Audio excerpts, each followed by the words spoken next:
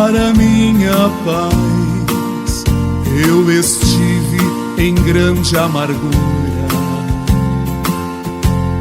mas tu, Senhor, abraçaste a minha alma. Pela morte de Cristo, justificado. Irmãos, esta palavra quer dizer que uma pessoa que não era justa, ela foi justificada, inocentada. Sabe quando existe um julgamento e vem as provas a favor do réu?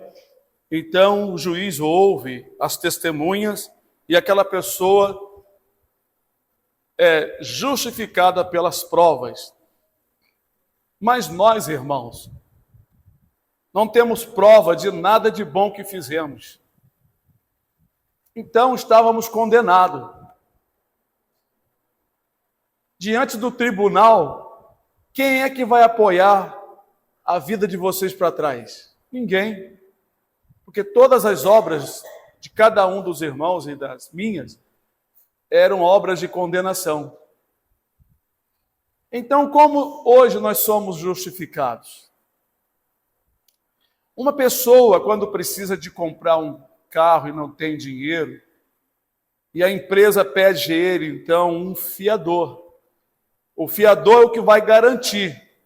Se a pessoa não pagar, o fiador tem que pagar. Ele sabe disso. Fiador é para isso. Então, a Escritura diz para não ser fiador de ninguém, né? Então, Jesus foi aquele que tomou sobre si a nossa culpa, a nossa condenação. Então, ele foi condenado no nosso lugar, entende? Mas no lugar de quem? De toda a humanidade? Não. De todos aqueles que crê em Jesus, aceita viver como ele ensina. Aí a pessoa fica dentro do plano da justificação. Não regressando, nem voltando a praticar nada errado. Então somos justificados gratuitamente, como está escrito. Pela graça você é livre, é salvo. Pelo favor. Graça é favor que nós não merecemos. Pelo favor de Deus somos salvos. Então toda a nossa culpa, palavrões que vocês falaram, mentira que vocês pregaram, alguns até apanharam que não era seu, roubaram, vamos falar logo a verdade, né? Enganaram, cobiçaram, desejaram o que não era seu, fizeram coisas erradas. Imagina se quando você veio para Jesus, ele fosse cobrar tudo isso, só a morte, e ser jogado naquele lugar. Mas toda essa culpa, por causa da transgressão, por causa do pecado que nós herdamos de Adão, ficamos sujeitos aos pecados, caiu a culpa sobre Jesus. Ele ficou como nosso fiador. Por isso está escrito, o castigo, que era para nós, o castigo que nos leva à paz, o que está escrito? Caiu sobre ele. Então, é assim que nós começamos a entender. Tem muita gente que diz, por que Jesus morreu na cruz? Ele morreu na cruz como condenado. Como está escrito, maldito todo aquele que for pendurado no madeiro. A maldição que era para nós caiu sobre Jesus. Vocês estão entendendo? É como se Jesus chegasse assim, Pai, eu vou pagar com a morte, com a dor, sem eu ter feito nada. Eu vou pagar a culpa de todo aquele que crê no Senhor e crê em mim. Por isso que João 14 ele disse, crede em Deus e crede também em mim. Você nasceu, começou a pecar. Quando você veio para Jesus, você veio cheio de culpa. Culpa que era digno de você ser lançado no inferno. Não pensa que é uma brincadeira, não. Alguém pagou a tua dívida. Você agora foi justificado. Você está justo agora. Sabe o que é o justo? É aquela pessoa que está correto. as tuas culpas foram apagadas. Apagadas de tal modo que o Senhor diz assim: dos teus pecados eu não me lembrarei mais. Você lembra, mas Deus já não lembra mais. Lá no livro de Deus foram apagados os teus pecados. A Bíblia diz que a qualquer que disser que não tem pecado é mentiroso. Isso é muito maravilhoso, irmãos. Imagina, se você pensa que é bonitinho, que é certinho, todo mundo acha que você é educadinho, mas tem pecado. Pecado oculto no coração, nós tínhamos pecados de pensamentos, ações, os desejos errados. Nós estávamos servindo ao inimigo sem perceber, sem entender. Agora nós entendemos que servia a ele. Mas a nossa culpa, a nossa transgressão, Jesus tomou sobre ele de toda a humanidade que crê nele. Agora, uma pessoa que partir desta vida e não crê em Jesus como seu remidor, seu advogado, como o culpado do seu pecado, esse vai ser condenado. Esse vai ser condenado naquele dia. Jesus não, a morte de Jesus, vou dizer assim, não vale para aqueles que não se arrependerem. No dia do juízo, já era. Então não podemos tratar a morte de Jesus como uma coisa assim histórica. Ela vale até para o final dos tempos. Então ele morreu por mim, morreu por você, por outros que já vieram para esse mundo e creram em Jesus e partiram. Também ele partiu sem culpa nenhuma. Somos justificados. Não precisamos de testemunha diante do advogado. O nosso advogado pagou a dívida. Isso é muito maravilhoso. Gostaria de ler com os irmãos Isaías 50, versículo 8. Podemos ler? Perto está o que me justifica. Quem contenderá comigo? Compareçamos juntamente. Quem é meu adversário? Chegue-se para mim. Amém. Poder sentar. Sabe o que quer dizer compareçamos junto? É como se a pessoa estivesse aqui garantida no Senhor e disse assim: quem é meu acusador? Quem é que vai me condenar? Vamos junto diante do meu advogado, vamos junto lá no dia do juízo, vamos ver se vai ter alguma condenação contra mim. Vamos ver se o que você me acusa naquele dia vai estar lá.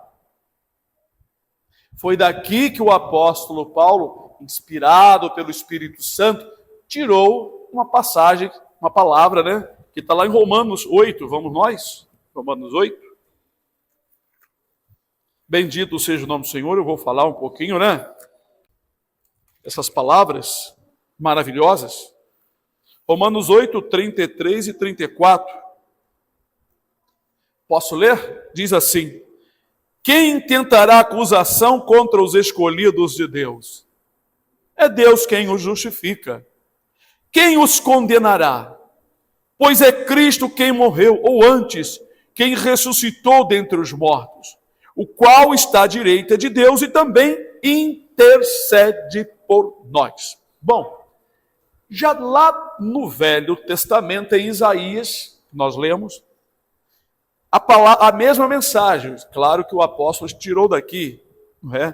Perto está o que me justifica. Irmãos, o Senhor está perto daqueles que o temem. Disse Jesus: estarei convosco todos os dias até a consumação do século. Alguém aqui, né, o profeta, o Espírito Santo usando o profeta, dando ao povo de Deus aquela confiança: perto está o que me justifica. Quem condenará comigo? Quem vai me condenar? Quem vai se levantar comigo? Se ele está comigo, eu estou com o Senhor.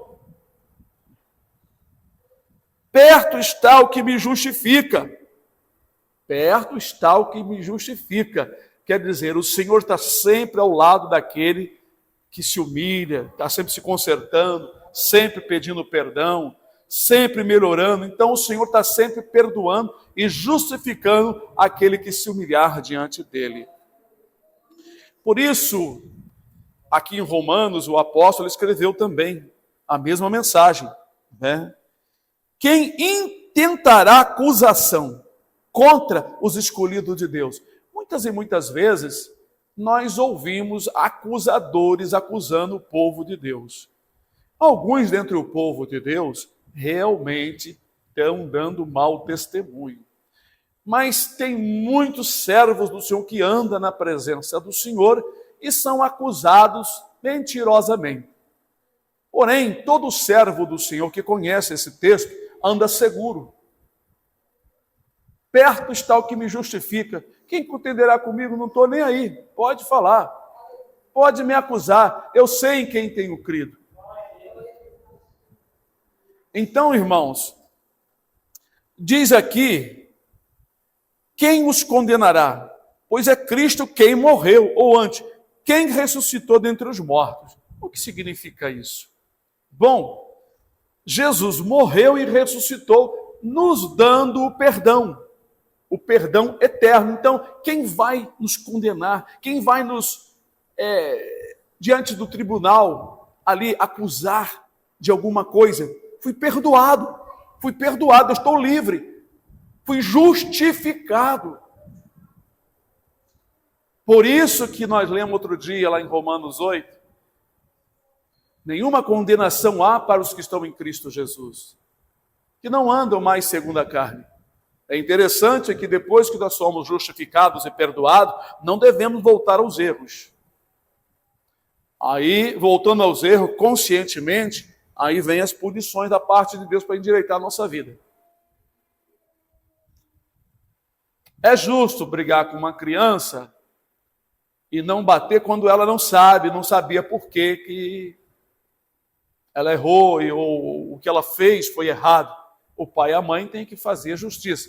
Mas depois que ela sabe e volta a fazer, aí já entra a correção. Uma vez é avisado, outra vez é corrigido. Quando nós viemos para o Senhor, nós somos perdoados de todos os pecados e Deus não cobra nem um pouquinho. Deus não cobra. Como eu disse outro dia, purgatório não existe para o povo de Deus, para quem serve a Jesus. Purgatório é para quem acredita na mentira. Pois no livro de Atos dos Apóstolos está escrito que Deus não tem em conta o tempo da ignorância. O que é o tempo da ignorância? É aquele tempo que você não sabia, não conhecia a palavra de Deus.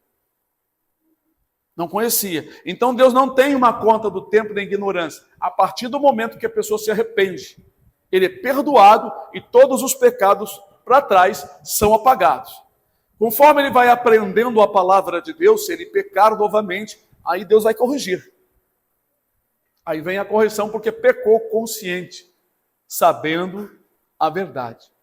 A morte de Cristo foi para isso. Por isso está escrito, quem os condenará? Pois é Cristo quem morreu, ou antes, quem ressuscitou dentre os mortos. Quer dizer, ele morreu e ressuscitou. Então o que quer dizer isso? Quer dizer que aquele que nos justifica, ele morreu no nosso lugar e ressuscitou.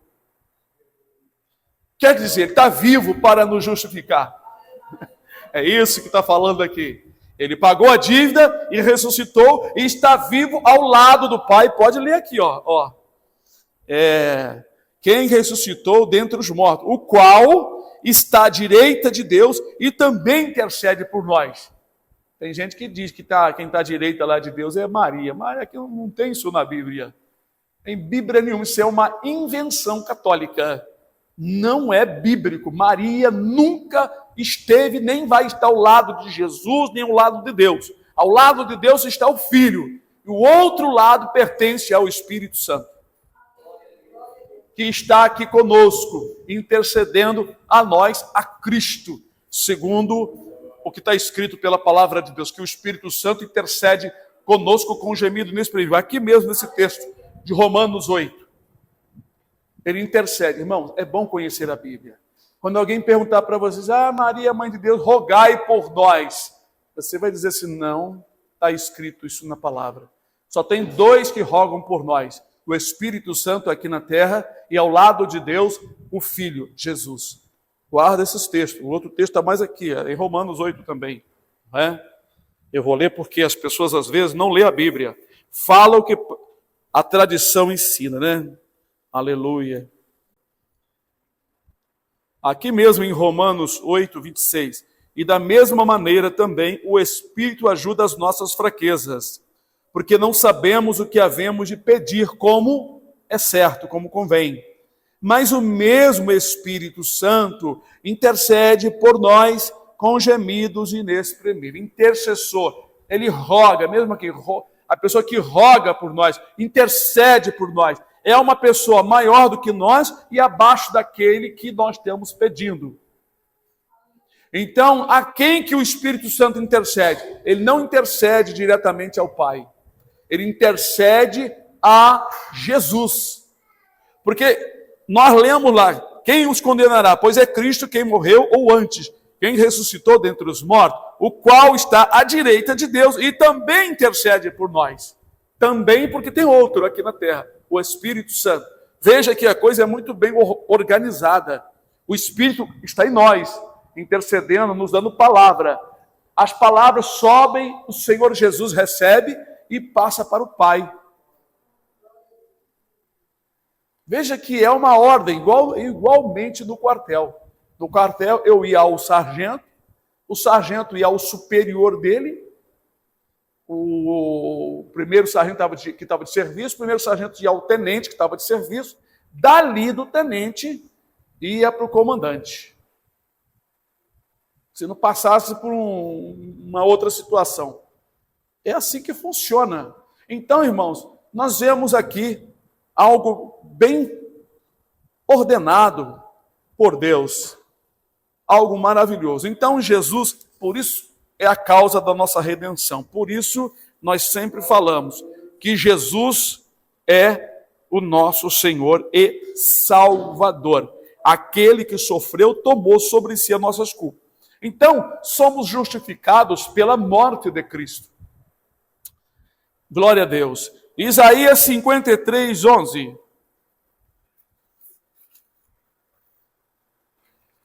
Isaías 53, 11. Esta passagem está falando do sacrifício de Jesus, não é? Até já citamos aqui palavra, né? Posso ler? Isaías 53, 11 diz: o trabalho da sua alma ele verá, e ficará satisfeito. Com o seu conhecimento, o meu servo, esse aqui é Jesus, esse meu servo aqui, o meu servo, o justo, justificará a muitos, porque a iniquidade deles levará sobre si. A iniquidade dele levará sobre si. A iniquidade deles levará sobre si. Prestar atenção, irmãos? Olha que esses textos aqui são muito importantes, hein? O meu servo, com o seu conhecimento, justificará a muito, porque a iniquidade deles levará sobre si. Então, a iniquidade de vocês caiu sobre Jesus. Se caiu sobre ele, a dívida foi paga, não existe purgatório, não existe mais cobrança. Não existe. Voltando ao que está escrito em Romanos 8:1, nenhuma condenação há para os que estão em Cristo Jesus, que não andam segundo a carne, mas segundo o Espírito. Então, se não existe mais nenhuma condenação, não existe purgatório, não existe mais cobrança. Deus não vai cobrar mais nada, porque Jesus já nos justificou pelo seu conhecimento, porque ele levou sobre si a nossa iniquidade. Ele foi culpado no nosso lugar, nossa culpa caiu sobre ele.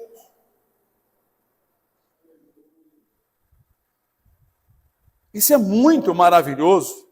Isso é glorioso, porque, irmãos, imagina, tem muitas pessoas que pensam que não tem jeito para ela porque já praticou muitas coisas erradas.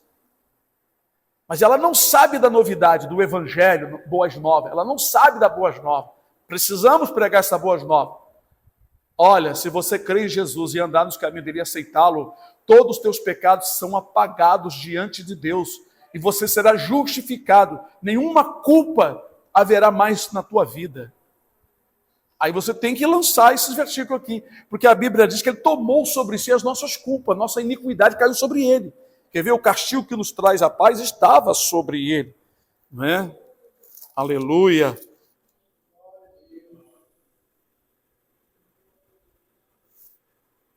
Quatro. Verdadeiramente ele tomou sobre si as nossas enfermidades e as nossas dores levou sobre si.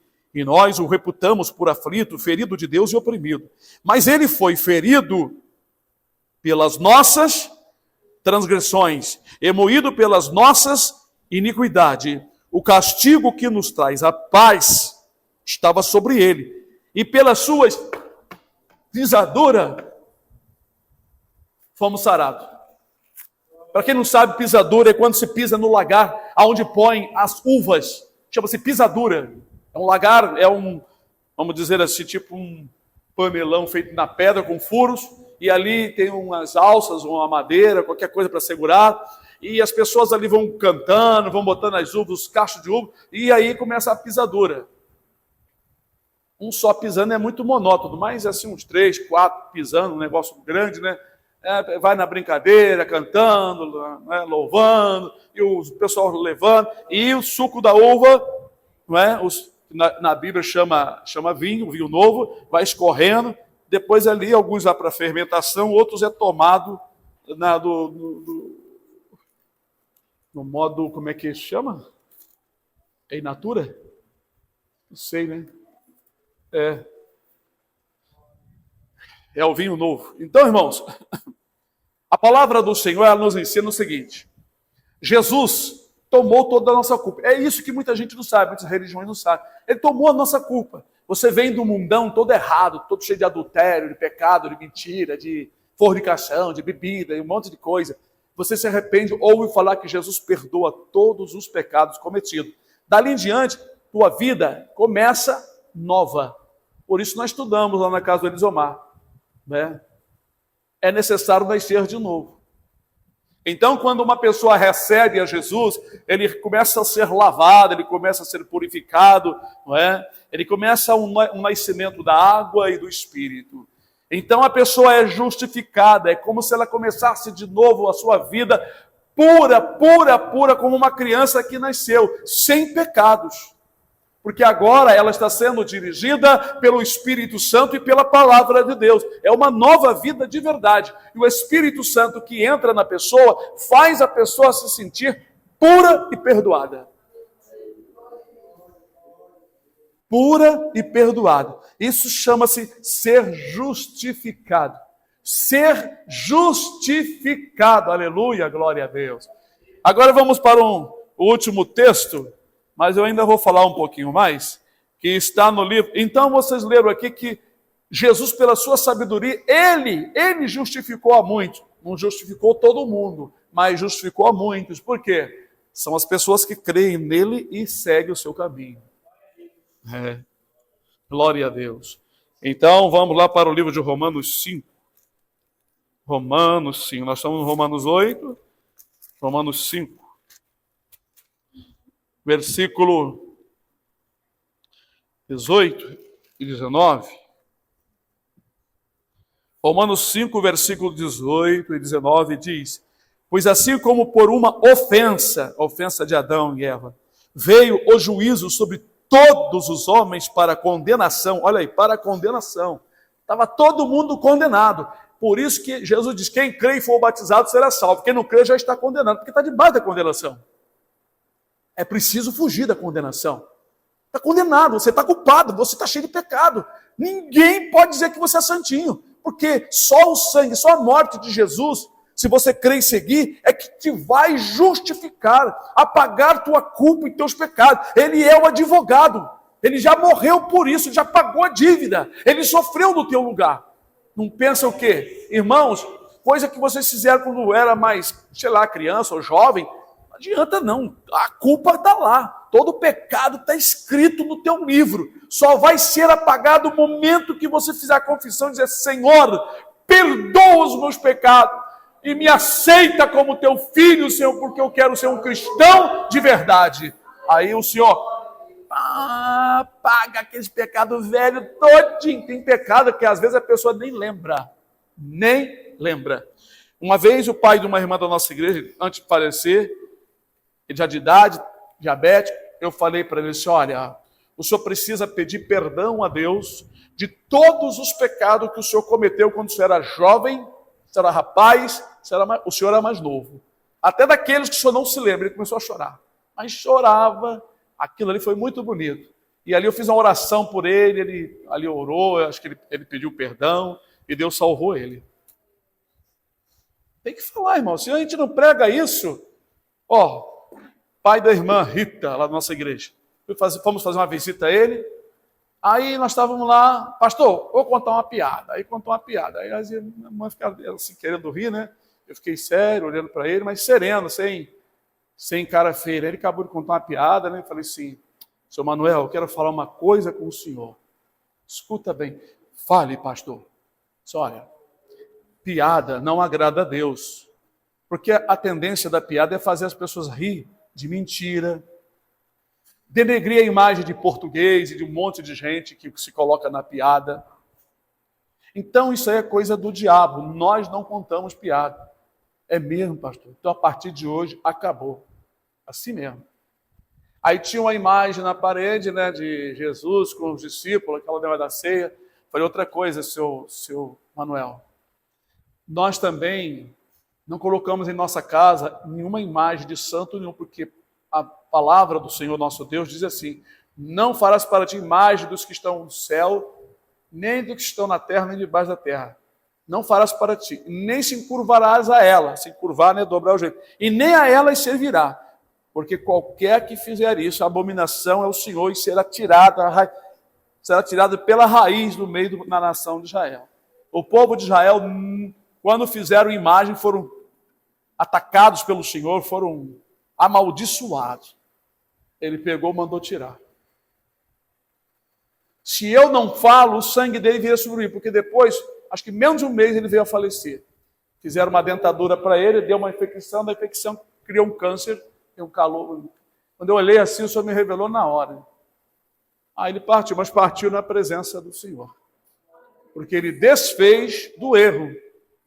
Então, quem não faz porque segue as tradições é um perigo muito grande. Porque Jesus, ele morreu no nosso lugar. E ele mesmo nunca deu nenhuma orientação aos discípulos, por exemplo, para adorar crucifixo, como muita gente ainda usa, né? Eu já expliquei isso, o crucifixo era uma arma romana de outros países para matar as pessoas lentamente, era uma coisa feita para matar. Não era símbolo religioso nenhum, nem os discípulos nunca fizeram. Mas os religiosos modernos praticam isso, mas acreditando que isso é algo de Deus. Nós não carregamos essas coisas conosco. Romanos, então, 8, vou ler de novo, né? Eu li um pedacinho. Versículo 18, 19 diz, pois assim como por uma ofensa veio o juízo sobre todos os homens para condenação, eu parei aqui, né, irmãos? Assim também, por um só ato de justiça, veio a graça sobre todos os homens para justificação da vida. Qual foi o ato de justiça que justificou todo aquele que crê? A morte de Jesus. Ele morreu pagando a dívida, sendo inocente. Por isso que ele nasceu sem pecado. Vê se vocês prestam atenção nisso. Então, quando você se arrepende e aceita mesmo a servir a Jesus, todos os pecados antigos são perdoados. O que você pratica com consciência, sabendo que está errado, já sabe que o Senhor vai te cobrar, se você for um escolhido.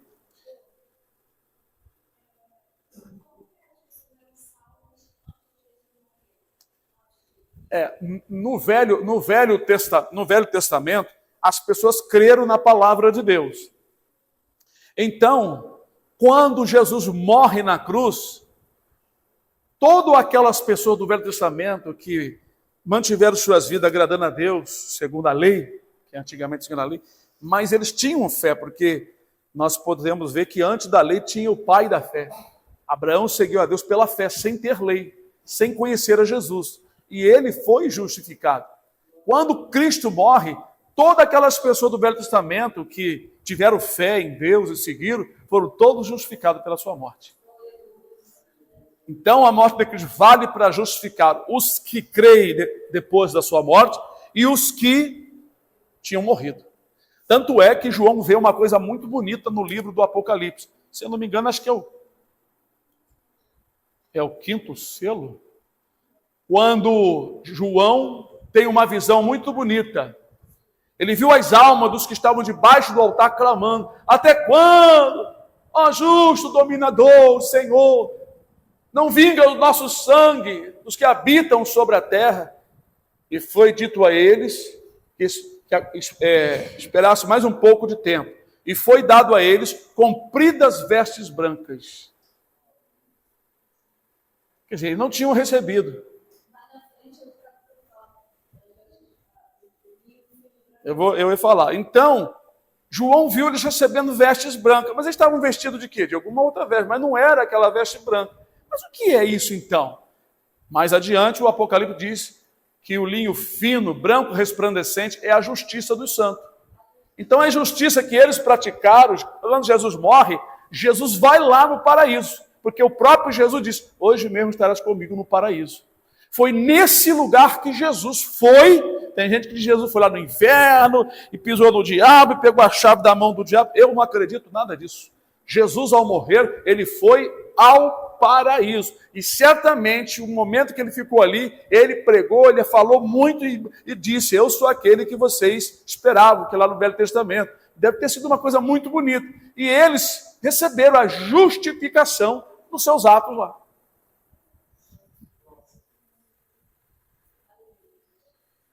Hoje, nós não guardamos aquela lei, guardar sábado, fazer sacrifício, porque Jesus, ao morrer, como está escrito, mudando o seu sacerdócio, necessariamente você faz mudança da lei. Em Jesus, o Espírito de vida, o Espírito Santo, o Espírito da eternidade entra em nós e nos ensina o que é bom e agradável aos olhos de Deus. E somos justificados gratuitamente. Aleluia, glória a Deus. Então, irmãos, é uma coisa assim muito maravilhosa, hein? Às vezes eu medito nisso, eu fico louvando a Deus e agradecendo ao Senhor, porque, irmão, nós temos que parar para valorizar isso, nós temos que parar para ver o trabalho de Deus. Então, diz assim, né? Assim também, por um só ato de justiça, veio a graça sobre todos os homens para justificação de vida. Porque como pela desobediência de um só homem, muitos foram feitos pecadores, assim pela obediência de um, muitos serão feitos justos. Viu? Lá nós lembramos, o trabalho da sua alma ele verá e ficará satisfeito. Com o seu conhecimento, o meu servo, o justo, justificará muito, porque a iniquidade deles levará sobre si. Quer dizer, Jesus pagou a dívida, Jesus morreu, pagando a dívida, ele recebeu poder para dar aos crentes que crêem nele. Quando a pessoa recebe a Jesus, que está escrito no livro de João, mas todos aqueles que crêem, deu-lhes o poder de serem feitos, transformados em filhos de Deus. Eu vou pegar esse pano, essa toalha e vou fazer uma roupa. É isso que acontece. A pessoa, quando recebe a Jesus, ele recebe o poder transformador, regenerador. Porque a morte de Cristo resultou nisso. Jesus, quando ressuscitou, ele diz: todo poder me foi dado no céu e na terra.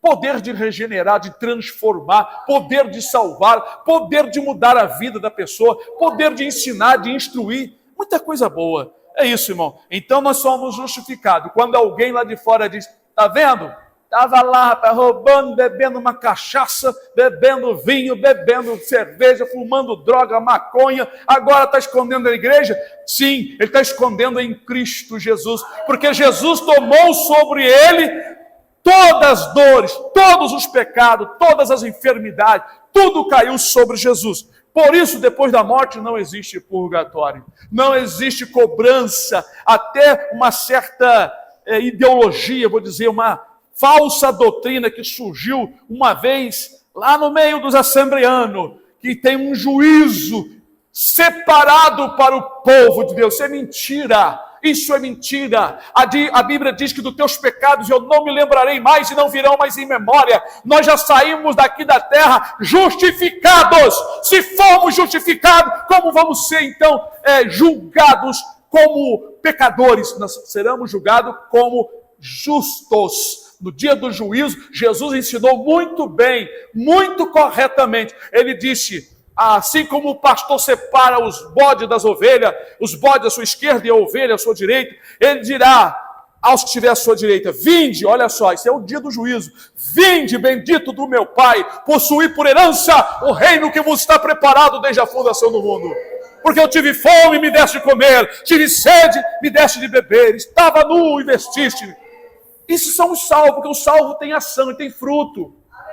Ele estende a mão, ele vai orar por aquele que está aflito, ele vai abraçar o irmão que está triste, ele vai consolar, ele vai pregar, ele vai se importar de levar a palavra para alguém que está precisando. É isso aí. Estive com sede e me deste de beber. Estava com fome. Que fome é essa? É coisas espirituais, irmão. Não é dar prato de comida, não, dar garrafa de água, não. Isso é fácil. Vou comprar um caminhão de água, vou comprar comida e vou ficar distribuindo. Pronto, Senhor, já fiz a obra. Não, isso aí não, está falando das coisas espirituais, está falando da sede da palavra, matar a sede da palavra, sabe? Uma pessoa pode estar com fome, mas pode estar muito mais necessitado de ouvir uma palavra de conforto e de amor de dentro da palavra de Deus. Porém, os que estiver à sua esquerda, o Senhor vai dizer, apartai-vos de mim, malditos, vós que praticais a iniquidade, porque eu tive fome e você não me deu de comer, eu tive sede e não me deste de beber, estava nu, não vestiste-me, estava preso, não foste ver, estava doente, não foste visitar-me. Então os que estiverem à sua direita perguntarão, Senhor, mas quando te vimos nu? Porque muita gente vai estar ali de todas as épocas, e Jesus só esteve aqui em um período. E as pessoas então vão perguntar, mas Senhor, quando é que eu te vi nu, Senhor? Quando eu vi o Senhor com fome ou com sede? E Jesus vai responder, a qualquer um desses pequeninos que vocês não fizeram, vocês também não fizeram para mim. Então nós temos que atender os irmãos, um ensinar o outro, ajudar, ensinar, irmão, não é ficar em cima, perturbando a consciência e o coração da pessoa. A gente ensina no momento de paz, de conversa, trocando as ideias ali. Não, irmão, está escrito assim, assim. Ensinar com humildade, ensinar sem condenar, ensinar sem acusar, ensinar sem rejeitar. Senão não alimenta. É a mesma coisa, né? Empurrar a comida na goela da criança. Não. Tem que dar um jeitinho para a criança comer, ali calminha, né? Que é muito difícil às vezes, mas come. Então, irmãos, é isso daí. Nós seguimos a Jesus, fomos justificados, e o que prova que nós somos justificados é a mudança, meus irmãos. Aquele hino que nós cantamos, 111, né? Que mudança em mim fez o meu bom Jesus, vindo ele ao meu coração. Deu-me paz divinal, deu-me gozo e luz, vindo ele ao meu coração, entrando no meu coração. Então o hino vai falando que quando Jesus entra, quando fica aqui dentro da cabeça é uma coisa, mas quando entra no coração, aí é uma transformação. Tem pessoas que sabe, mas não sente, porque não entrou no coração. Quando Jesus entra no coração, você sente a mudança começar. É por isso que os de fora não entendem. Agora virou crentinha? Está na lei dos crentes? Você é, Jesus me comprou, o que eu vou fazer? Ele que me quis, ele me aceitou, ele me escolheu, eu estou sentindo uma novidade de vida, algo está acontecendo dentro de mim. Aleluia! Glória a Deus. É isso, irmãos. Nós mostramos os frutos que acontecem naturalmente, sem forçar. O crente que força, ele é conhecido, você sabia que os de fora conhecem? Quando o crente faz é forçado. Mas quando o crente é natural, ele é amoroso, ele tem alegria, ele tem paz. A pessoa nota que ele é diferente. É diferente do mundo o crente que tem Jesus em sua vida. É diferente porque tem sua vida escondida com Cristo em Deus. É diferente porque está e lavado com o sangue de Cristo. Mas o quê? Leva uma vida alegre e já canta hino de quem já venceu. É grande a diferença e o mundo pode ver quando o crente é sincero e tem sua vida cheia de poder. Quando o crente é verdadeiro e tem negócio com Deus, o mundo vê a sua vida e conhece Então reconhece, é um servo de Deus. Oh, glória! O mundo vê a sua vida, então reconhece, é um servo de Deus. Ali vai um servo de Deus. Irmãos, a mudança é algo que tem que acontecer naturalmente, porque é a novidade de vida, é a explosão de vida dentro de uma pessoa que começa a ter uma vida nova com Jesus. Aleluia. Deus abençoe em nome do Senhor Jesus. Oh, glória a Deus, aleluia. Oh, glória, glória, glória a Deus, aleluia. Louvado seja